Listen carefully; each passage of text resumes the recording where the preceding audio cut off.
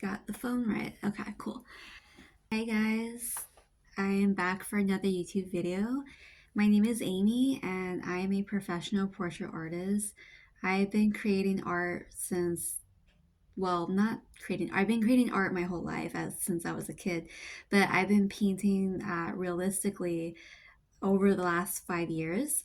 I started back in 2020 and I started from scratch and just worked the last 5 years to develop my realism skills. So, for today's video, I really wanted to touch on the subject about how realism can absolutely change your arts and your style overall. Um, for me, I knew that when I first got back into portrait painting in 2020, after a break, I knew that I wanted to create a realistic style even though I had no idea how to go about doing that. So I had to start from scratch, and there was no one to really guide me on what I needed to do to achieve realism style.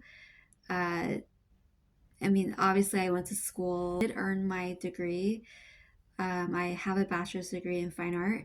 However, I did not learn, I didn't even do portrait art when I went to school. When I went to school, it was just assignments given to me by the teachers, and it was just nothing that truly interested me. So after graduating, I took a 2 year break, and 2020 hits, and I had suddenly a bunch of time on my hands to figure out what it was that I wanted to create. So I quickly figured out that portrait painting was what excited me the most, and it quickly turned into my passion. And so, but then I realized, oh, my art really is not that great. My art was really, really bad when I first started uh, creating those first few paintings, and it took me over a year and a half to slowly start to get my work looking more realistic. And I'm a huge supporter of other artists who are attempting the same thing, because I know I didn't think that I could do it at first. Didn't, I was on my own and I had to teach myself everything that I know now.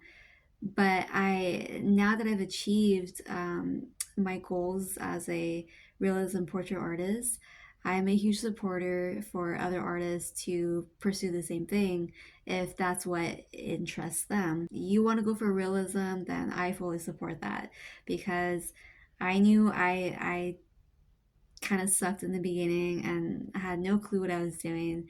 So it has made me feel really great inside to know that I stuck with what I felt passionate about. I worked really hard for it, and 5 years later, I've achieved those realistic skills. So I believe that you could do it too. There's nothing wrong if, you create a painting and you're really happy with that piece, and that is what you consider your skill level, and that is what you consider your style.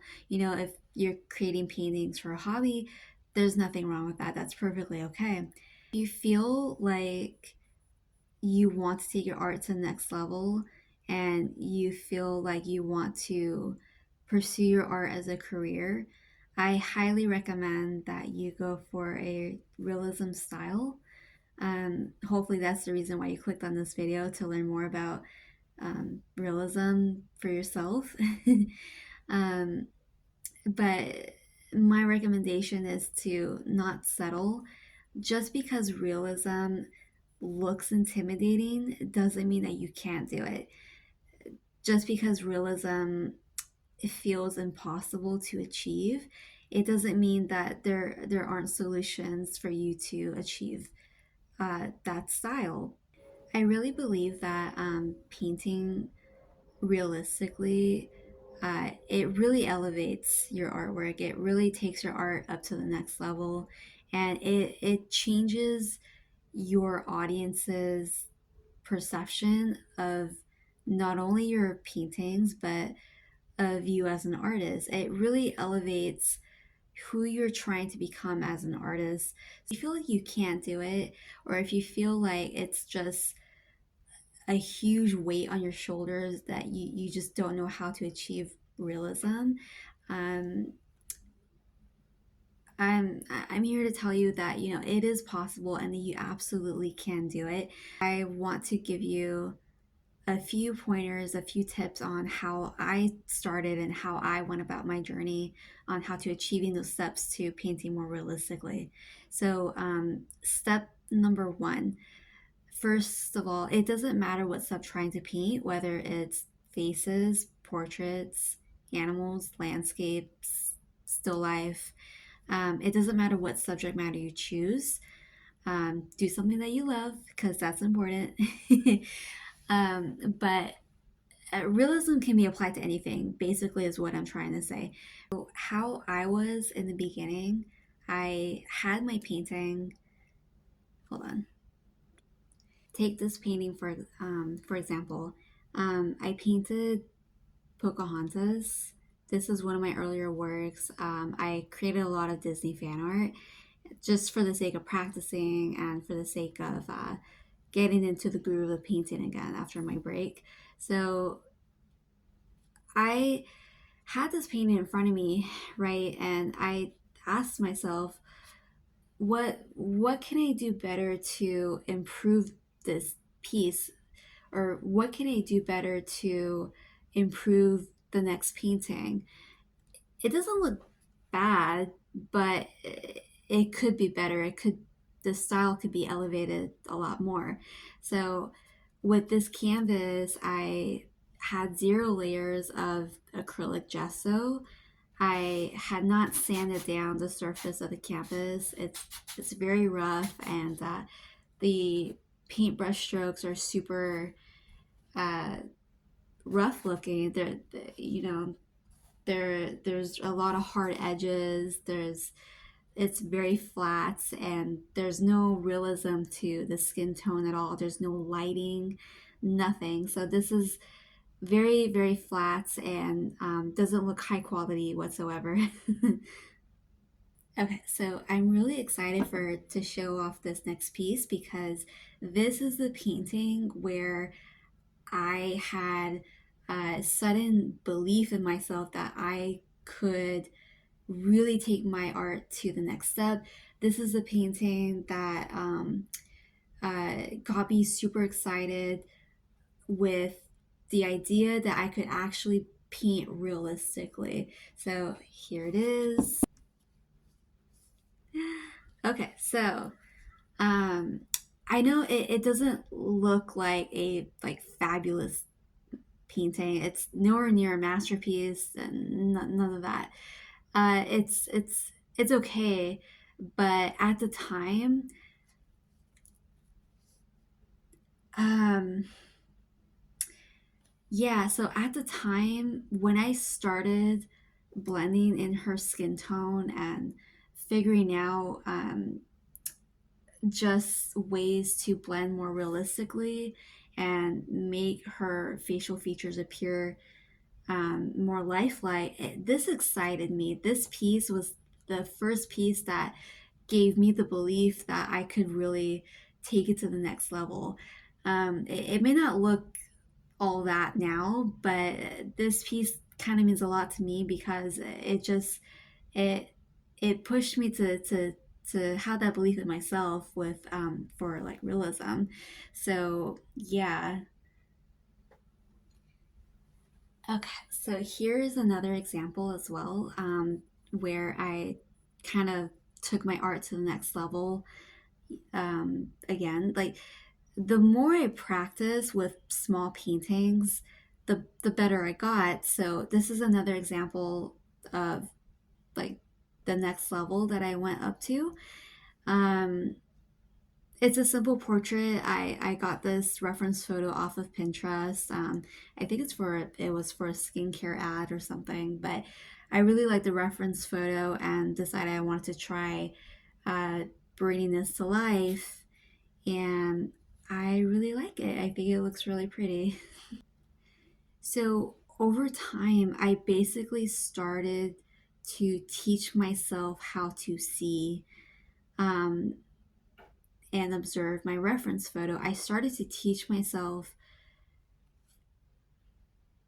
how to visualize the reference photo as a painting so that I could transfer that from that vision in my head from what I saw in the reference photo to kind of transfer that over to canvas and to render a photo and bring it to life. I don't know if that makes sense, but that's just the process that kind of that slowly started happening within me. The more I started practicing these small portraits. Okay, so here are more examples that I have. So here I did Princess Jasmine, Naomi Scott from the live action version of Aladdin, and this painting it's okay. It's not the best piece of art, and there are obvious issues with the skin tone. The values are incorrect. The color temperature is incorrect. Um, there's a little bit of contrast, but it's not all that. There's still some areas in this piece that looks a little bit flat. So, but behind this piece, I have an example of how I elevated the elements that I was lacking in, such as values and lighting, and just not making a painting look so flat. So let's, okay. So this piece, in my opinion, is one of my stronger pieces. I was super intimidated to paint this because of all the gorgeous detailing on her scarf. Is that called a scarf or like a headpiece? I'm not sure what it's called. Oh my gosh. Super intimidated to bring this piece to life, not only because of the detailing on her beautiful clothing, but her expression just has such a like a message that's just conveyed in her eyes that um, it for me was very intimidated to bring to life because I really really wanted to do this photo justice and convey what I saw in the photo into the canvas, basically. And overall, I am so proud of this piece because um, this piece is an improvement on everything that I was struggling with before. It has really good contrast, beautiful detailing, color temperature, and values. It's probably not showing as well on my camera right now, and I know I look a little bit lit up in the camera, but yeah, so I hope that you can see the improvement from this piece to this piece. So I hope that by me showing examples of my past work and where I'm at today inspired you to take realism seriously and to really pursue it and know that you're not alone. I understand completely how you feel if you feel super overwhelmed and you have no idea how to attempt realism. I was in your shoes and I started from scratch. My paintings were horrible, but you can absolutely do it. Please let me know in the comments below if you want me to explain a little bit more step by step how to uh, get closer to achieving realism in your art. I would be happy to make a video on that. So, so once again, realism can absolutely change your art and just you can elevate your skills to the next level if you choose to do so.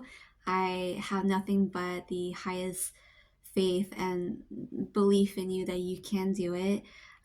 Go ahead and follow me on Instagram. It's at Amy Portrait Art, and I'll link that below in the description, hopefully, if I remember to. I would love to connect with you on other social media. If you got Instagram, please go ahead and give me a follow. Go ahead and DM me, say hello. I'll be happy to have a chat with you. Um, yeah, so thanks for tuning in, and I'll see you in the next video.